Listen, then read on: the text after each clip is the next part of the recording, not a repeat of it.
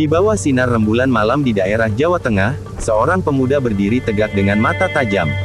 Namanya adalah Amir Fattah, seorang pemimpin karismatik yang baru berusia 25 tahun. Ia adalah seorang mantan pemimpin Laskar Hizbullah Sabilillah Jawa Timur. Dengan iman yang kokoh dan semangat yang berkobar, ia memimpin Tentara Islam Indonesia (TII). Berjuang mempertahankan berdirinya negara Islam Indonesia yang adil dan berdaulat.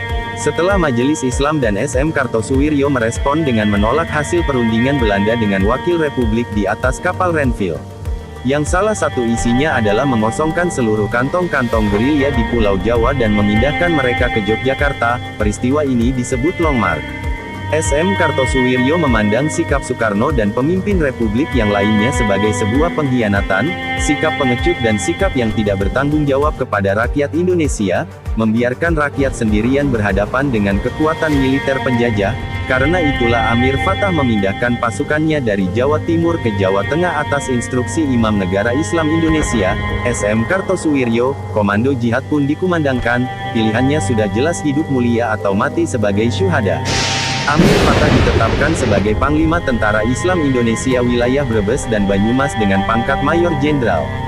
Di bawah kepemimpinan beliau, TII tumbuh menjadi gerakan yang disegani, memberikan harapan bagi mereka yang mendambakan tegaknya hukum Allah di muka bumi dan mereka yang ingin merdeka dari penghambaan kepada selain Allah.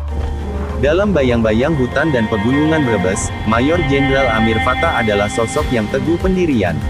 Ia bukan hanya pemimpin bijaksana, tapi juga pejuang yang berani, selalu berada di tengah-tengah pasukannya. Ia menjalankan taktik gerilya brilian, menggempur musuh-musuhnya dengan kecerdikan dan keberanian.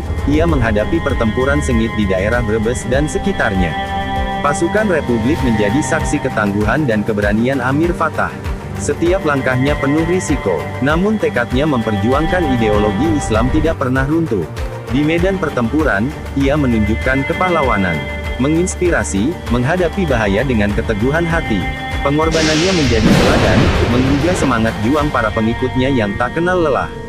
Namun, perjuangan ini tidak mudah. Di tengah tekanan pemerintah pusat Republik, yang semakin kuat menyebabkan terjadinya perpecahan internal menggoyahkan bagi jiwa yang lemah, sekali lagi Mayor Jenderal Amir Fattah tetap istiqomah dalam jalan juang.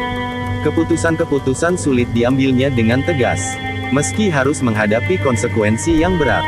Kepemimpinannya diuji dalam setiap langkah demi cita-cita mulia, yakni tegaknya negara Islam Indonesia yang merdeka dan berlakunya hukum syariat Islam dalam kalangan umat Islam bangsa Indonesia.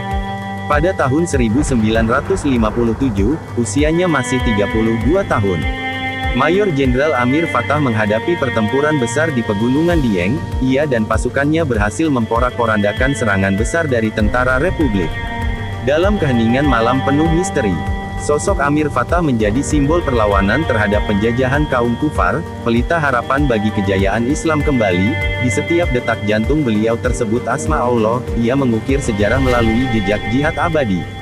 Perjuangan jihad menuju Darul Islam merdeka sebagai sarana ketakwaan bagi umat Islam bangsa Indonesia untuk mencapai ridho Allah Subhanahu wa Ta'ala.